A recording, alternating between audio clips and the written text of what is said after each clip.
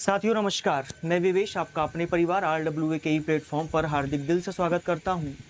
आशा करता हूं साथियों आप लोग बहुत अच्छे होंगे और निरंतर तरीके से अपनी तैयारी कर रहे होंगे ताकि जब भी आपका एग्जाम हो आपकी एक सीट सुनिश्चित हो जाए। सभी साथी जल्दी से मेरे साथ लाइव जुड़ जाएंगे ताकि आज के सेशन का बेहतरीन शुभारंभ हम आपके साथ कर सकें। और एक बार सभी लोग मुझे बता दीजिए, क्या सबको मेरी आवाज़ ठीक आ रही है, हाँ या ना? कैसे है आप सभी लोग फटाफट से बताएंगे ताकि ज़्यादा समय ना लगाते हुए हम आज की बात आपके साथ कर सकें। प्यारे दोस्तों, ये आपके लिए एक स्पेशल क्लास है जिसमें कि हम भारतीय कृषि की बात करने वाले हैं। आपको पता होगा आप लोगों ने अपने सारे के सारे टॉपिक, सारा का सारा सिलेबस देखा है जिसमें कि आप लोगों को ये टॉपिक देखने को मिला है।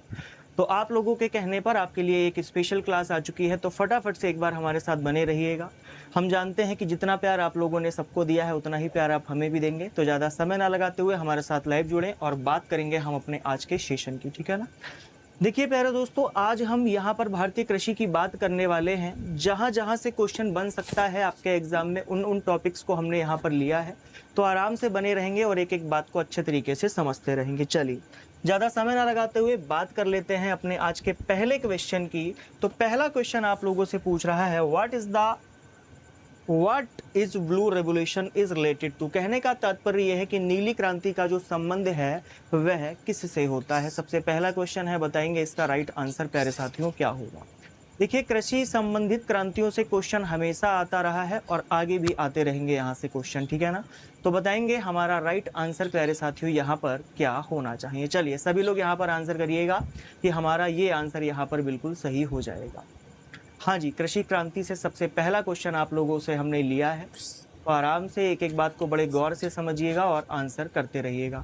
हमें उम्मीद है कि सारे लोग लगभग सही यहाँ पर आंसर कर रहे हैं, पर कुछ भाई बहनों के आंसर गलत भी यहाँ पर हो रहे हैं। चलिए समझिएगा, अगर हम बात करते हैं नीली क्रांति की तो आप कहेंगे सर जी ये तो फसल से संबंधित नहीं है, अंडे से संबंधित नहीं है और दूध से संबंधित नहीं है।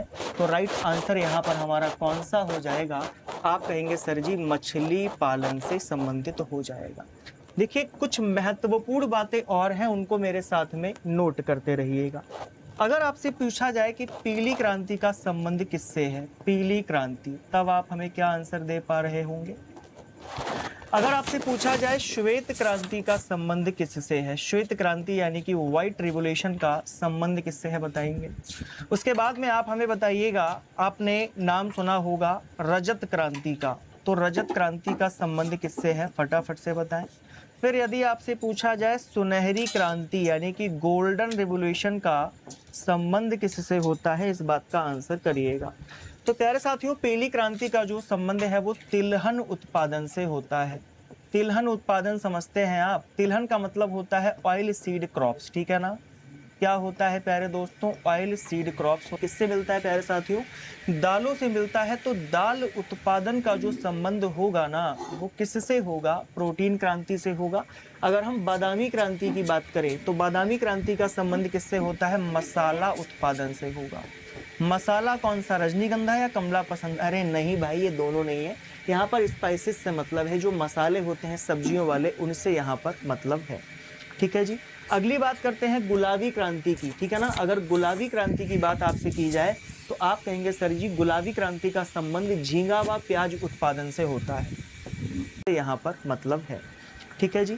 अगली बात करते हैं गुलाबी क्रांति की, ठीक है ना? अगर गुलाबी क्रांति की बात आपसे की जाए तो आप कहेंगे सर जी गुलाबी क्रांति का संबंध झींगा व प्याज उत्पादन से होता है। झींगा मछली का नाम सुना है आप लोगों ने? झींगा व प्याज उत्पादन से होगा, नोट कर लीजिएगा। अगर हम बात करें परभनी क्रांति की तो आप कहेंगे सर जी भिंडी यानी कि ओकरा से संबंधित होगा, भिंडी उत्पादन से इसका संबंध होता है, नोट कर लीजिएगा।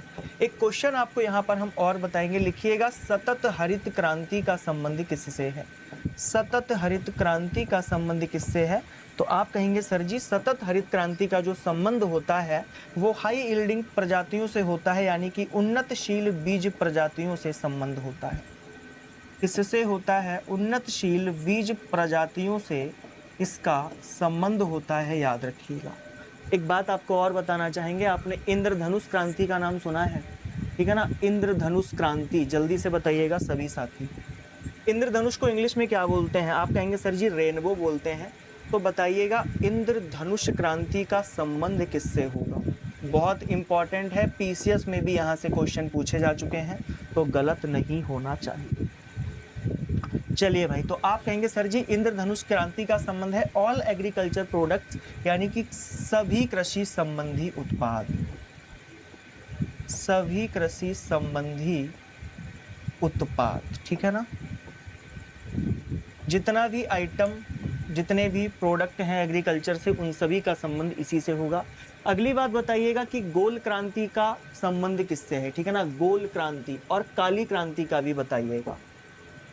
जितनी भी क्रांतियां हैं सारी पढ़ लो, गोल क्रांति और काली क्रांति, जिसे हम ब्लैक रेवोल्यूशन बोलते हैं। आपको पता है हम इतनी देर से क्रांति क्रांति कर रहे हैं, आखिर क्रांति का मतलब क्या होता है।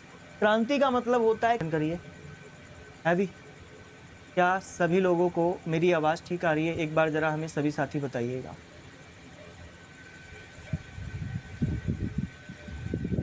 सबको आवाज़ ठीक आ रही है? बढ़ जाए हम और आगे की ओर।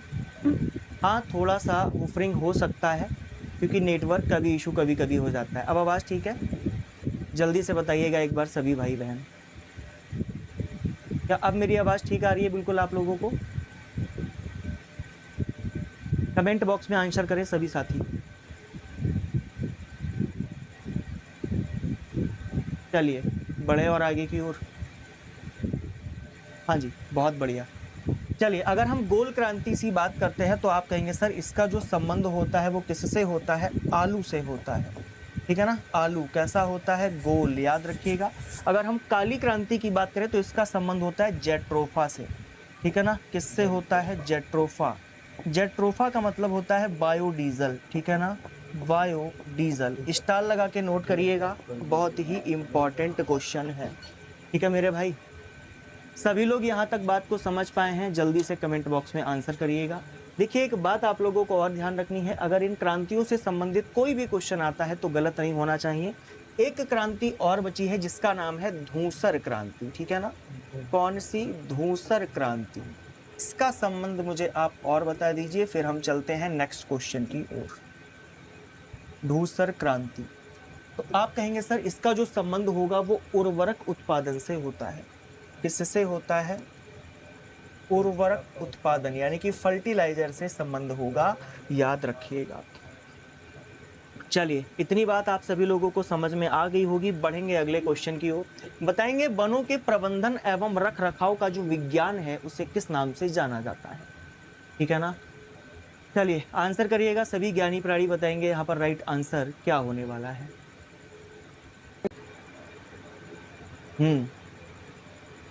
तो बिल्कुल आप लोग मुझे आंसर सही कर रहे होंगे, ऐसी आशा है, ऐसी उम्मीद है, और अच्छा लग रहा है कि काफ़ी सारे भाई बहनों के आंसर बिल्कुल यहाँ पर सही आ रहे हैं। तो याद रखिएगा प्यारे दोस्तों, अगर हम बात करें तो उसे सिल्वी कल्चर कहते हैं, इस बात को याद रखिएगा। क्या कहा जाता है? सिल्वी कल्चर कहा जाता है, इस बात को आप लोग याद रखेंगे। चलिए एक बात बताइएगा, एपीकल्चर में किसका पालन होता है और सेरीकल्चर क्या होता है? चलिए कुछ इमेज के साथ में आपको कुछ इम्पॉर्टेंट बातें और बताते हैं जो आपके एग्जाम में बहुत ज़्यादा काम आने वाली है। चलिए सबसे पहले समझिएगा प्यारे दोस्तों, एग्रो एस्ट्रोलॉजी क्या होती है। अगर आपसे एग्जाम में पूछे कि एग्रो एस्ट्रोलॉजी क्या होती है तो याद रखिएगा प्यारे दोस्तों, एग्रो एस्ट्रोलॉजी में हम घासों की खेती का अध्ययन करते हैं। ये देख रहे हैं आप, चचा बैठे हुए हैं और घासों की खेती का अध्ययन कर रहे हैं, इस बात को याद रख लीजिएगा। तो एग्रो एस्ट्रोलॉजी आपको समझ में आ गई। दूसरा अगर हम बात करें अर्बोरी कल्चर क्या होता है, अर्बोरी कल्चर में हम शाक झाड़ियों का अध्ययन करते हैं। किसकी बात करते हैं प्यारे दोस्तों? याद रखिएगा, शाक झाड़ियों का अध्ययन किसमें किया जाता है? अर्बोरी कल्चर में किया जाता है, नोट कर लीजिएगा। अगली बात करते हैं, अगर आपसे कहा जाए इरेमोलॉजी में किसका अध्ययन करते हैं तो इरेमोलॉजी में हम रेगिस्तान का अध्ययन करते हैं। किसका अध्ययन किया जाता है? इरेमोलॉजी में रेगिस्तान का अध्ययन करते हैं, इस बात को याद रखिएगा। पीडीएफ आप लोगों को एप्लीकेशन पर मिल जाएगी, परेशान मत होइएगा, ठीक है भैया। तो इरेमोलॉजी में किसका अध्ययन किया जाएगा? रेगिस्तान का अध्ययन किया जाएगा, याद रखिएगा। सेरीकल्चर में किसकी बात करते हैं? रेशम कीट की खेती की बात करते हैं, रेशम कीट की खेती की बात करते हैं। और रेशम कीट को किस पर पाला जाता है, एक बार जरा हमें ये बताइएगा। हाँ भाई, क्या आंसर यहाँ पर सही होगा? जल्दी से कमेंट बॉक्स में आंसर करिएगा।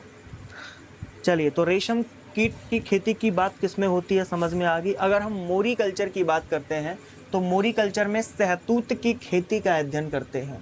इसकी बात करते हैं प्यारे दोस्तों, सहतूत की खेती का अध्ययन करते हैं। इस बात को सभी लोग याद रख लीजिएगा।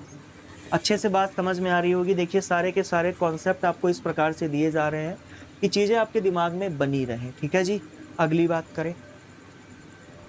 अगर आपसे कहा जाए एपीकल्चर क्या होता है, तो याद रखिएगा एपीकल्चर में हम मधुमक्खी पालन करते हैं। किसका पालन किया जाता है एपीकल्चर में? मधुमक्खी का पालन किया जाता है। बहुत इंपॉर्टेंट है सारी चीज़ें प्यारे दोस्तों, याद रखिएगा।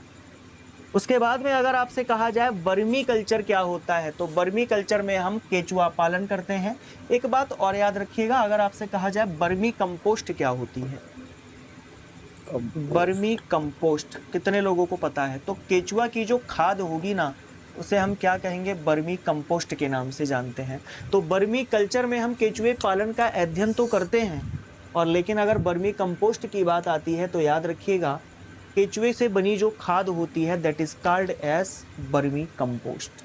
ठीक है, बात समझ में आ गई सभी लोगों को? बढ़ जाएं और आगे की ओर, फटाफट से बताओ। चलिए लेक कल्चर की अगर हम बात करते हैं तो लेक कल्चर में लाख के कीटों की खेती की बात की जाती है। लाख के कीटों की खेती की बात की जाती है, याद रखिएगा।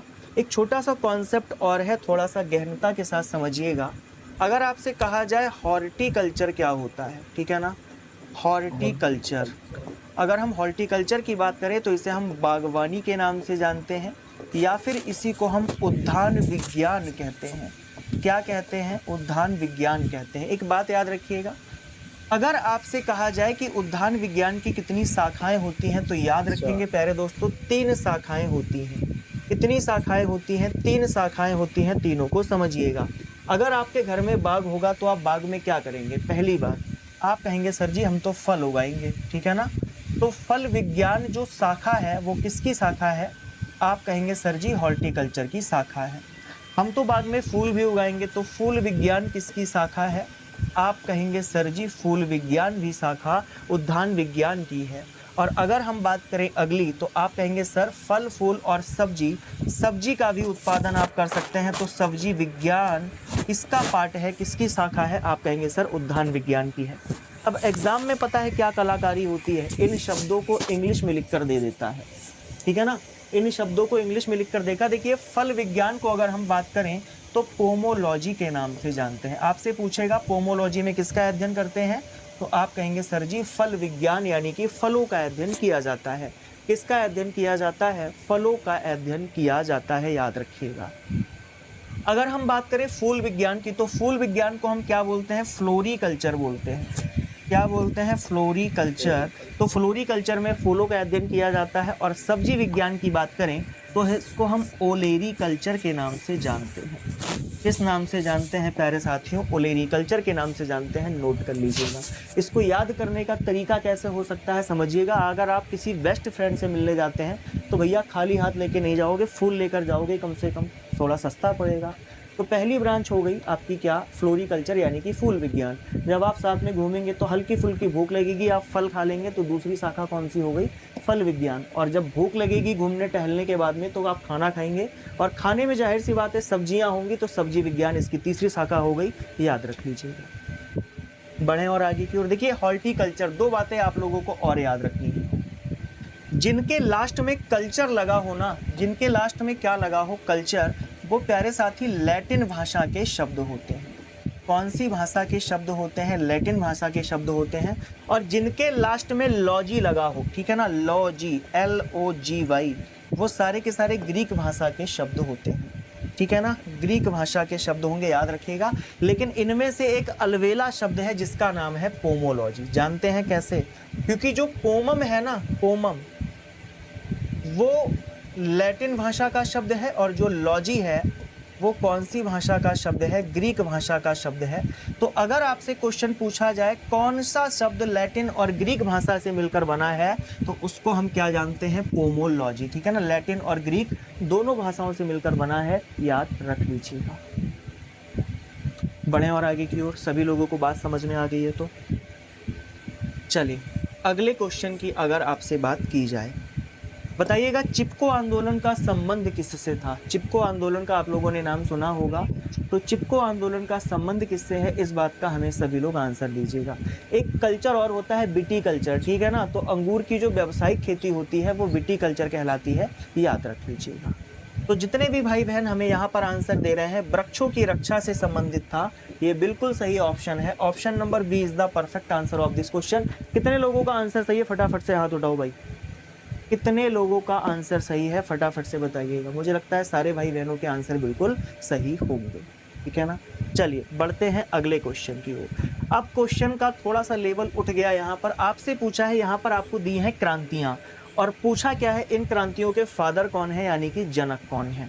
तो बड़े ध्यान से समझिएगा प्यारे दोस्तों। अगर हम बात करें सबसे पहले हरित क्रांति की, तो हरित क्रांति के जो जनक हैं भारत में वो डॉक्टर एम एस स्वामीनाथन जी हैं, यानी कि ए का तीसरा देखो कहाँ पर है। ए का तीसरा आपको 2 में मिला, तो ये ऑप्शन को क्या करेंगे, आप हटा देंगे। देखिए ऑप्शन निगलेक्ट करने से बहुत फायदे होंगे आपको। अगर हम श्वेत क्रांति की बात करें, यानी कि व्हाइट रिवोल्यूशन, इसके जनक माने जाते हैं डॉक्टर वर्गीस कुरियन, यानी कि बी का पहला कहाँ पर है, बी का पहला कहाँ पर है।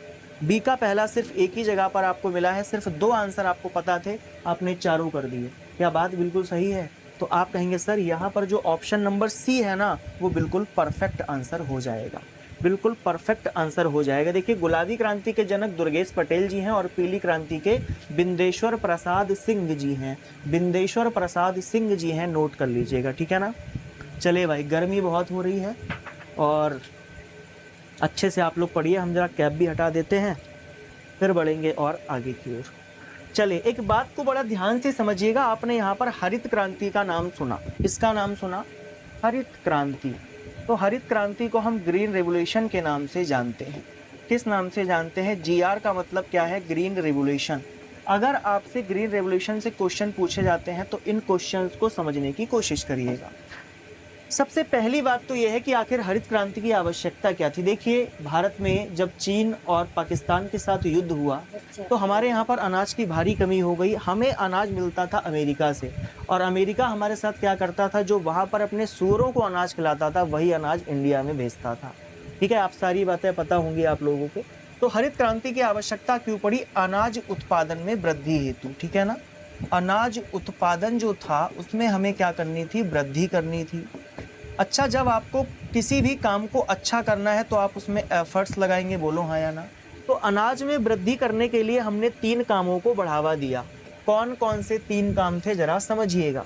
हमने सबसे पहले क्या किया, उन्नतशील बीजों का प्रयोग किया। किसका प्रयोग किया? उन्नतशील बीज का प्रयोग किया। उन्नतशील बीज को हम हाई यील्डिंग वैरायटी के नाम से जानते हैं, याद रखिएगा।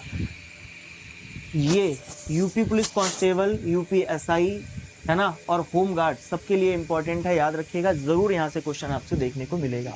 दूसरा काम हमने क्या किया, सिंचाई की नवीनतम विधियों का प्रयोग किया। सिंचाई की हमने नई विधियों को अपनाया, इस बात को याद रखिएगा, ठीक है सर।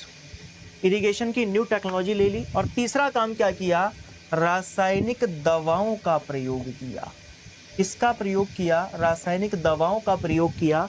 और रासायनिक दवाओं का प्रयोग करने के बाद हमारा जो उत्पादन था वो बढ़ गया। आपको पता होगा, अगर हम कृषि की बात करें, किसकी बात करें, कृषि की, तो कृषि को प्राथमिक क्षेत्र में रखा जाता है, ठीक है ना। प्राथमिक क्षेत्र, आपको पता होगा कि जीडीपी को काउंट करने के 3 पोल होते हैं। जीडीपी को काउंट करने के 3 पोल होते हैं, प्राथमिक, द्वितीयक और आपका सेवा।